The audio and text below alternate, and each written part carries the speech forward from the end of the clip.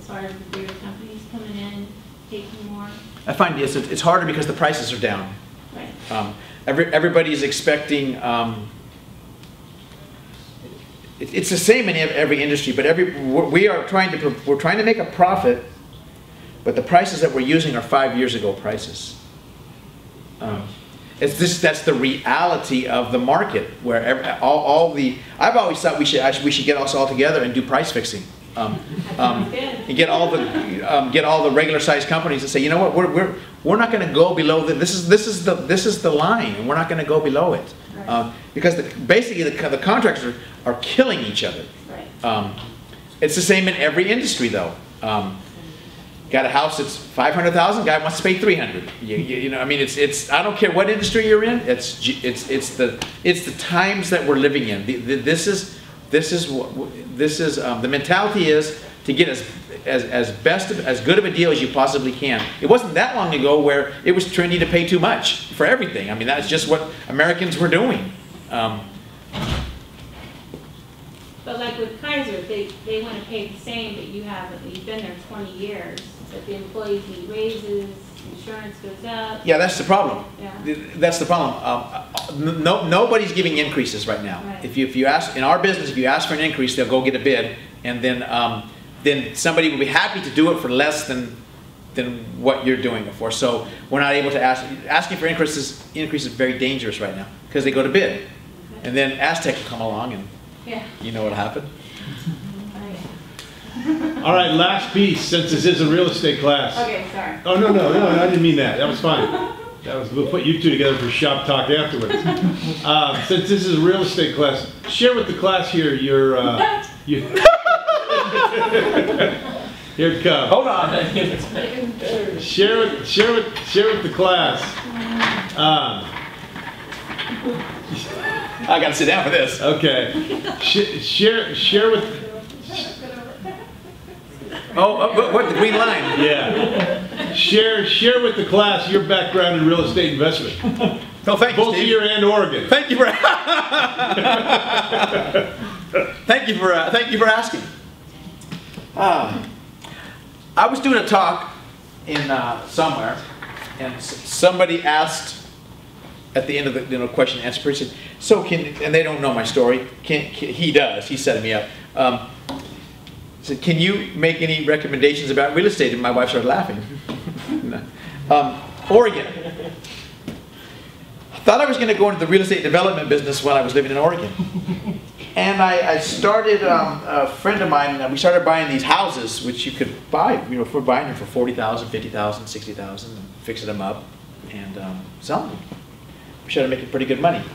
The guy that was working with me was a person who I met when I first moved to Oregon, and he was a really, at the time, a good guy. And I trusted him like I would trust Steve or Chris or Terry. I mean, I just felt, you know, you could shake hands and that was that. Well, that probably was that until he got involved with drugs. And lost a small fortune because we were buying houses, but we were buying them with cash. We weren't financing them. And so we lost real money because I didn't pay attention. And this guy, he actually ended up in jail, in prison actually. Not because of me, but I lost a lot of money doing that. Well, when we moved to Oregon in 1996, the market was down. Had a house in El Cajon on Manor Drive that was paid for.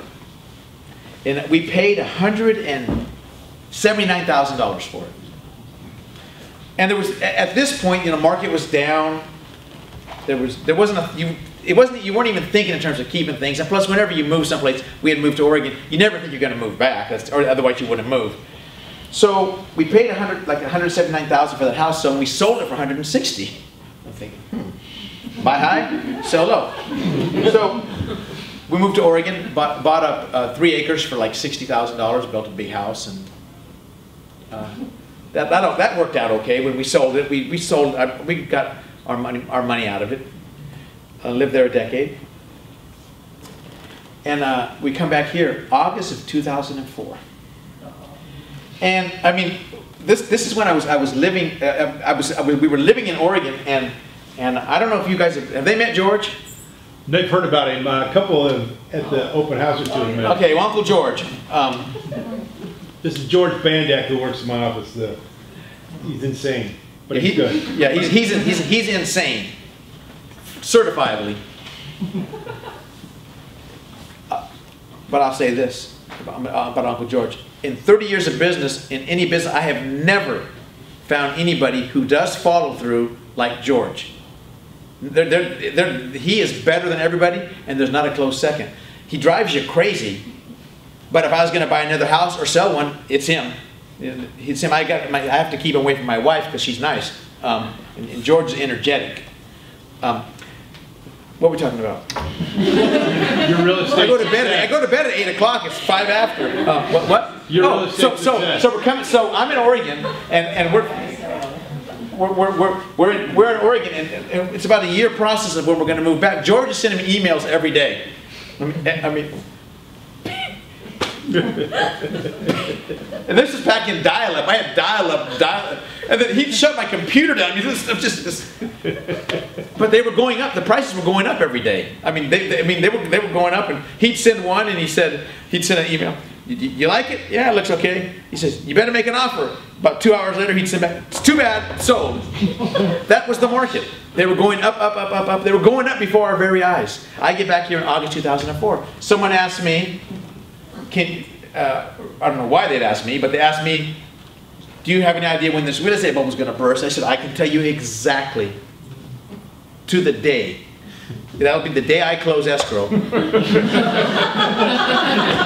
August of 2004 is when it started. Pretty much hit it. Yeah, it just started going. It started. So I like to buy high and sell low. So, I mean, I don't like to, but I've always said it's a good thing I'm good at making money in something other than real estate. Having said that, there's more millionaires been made in real estate than everything else combined. You know, you guys know this, or I'm sure Steve told you this, right? Whenever we buy a house where everybody goes through this, how am I going to make the payment? Everybody goes through that. Kind of like when you get your first apartment. But then 10 years later, this is what everybody's saying. Why didn't I buy two? Because over time, it works out. Got any questions, Daniel? Front. I've heard that several times, and I think you could probably answer it. But you guys mentioned in real estate that more people have made millions in real estate than anything else, but that's not the real estate agent, right? That's the person who's actually buying and holding. That's what I meant. I mean, more people have made, there's been more millionaires made buying and selling and accumulating real estate than everything else combined. Make your own money by owning, usually right. keeping. The person who's out there pushing it for themselves to rent or to sell later on. However, a real estate agent can become a millionaire too. There's millionaires. I cut grass. There's millionaires in every business, and there's people that can't make money in any. There's people that can't make money in any business climate, and there's people that can make money in every business climate. George has been back since August, and I think he told me. It's a home a week. Yeah, he told me selling a house a week. George is so over the top, he's taking my picture. He goes, I need to take your picture. I go, why? He says, so when you call, and while he's saying this, and George, I'm not going to call. He goes, no, hold still. So when you call, George, I'm not going to call. It don't matter to George. George does not hear no. Right. It means nothing. I didn't have his number. But he doesn't hear no. He's, in a way, I actually like George. We're not that far apart. He won't quit. He will not quit. And that's the key. Any other questions? Good, bad, or indifferent before we turn you loose for the night? Last chance. Thank you for doing this. Okay, yes. Thank you.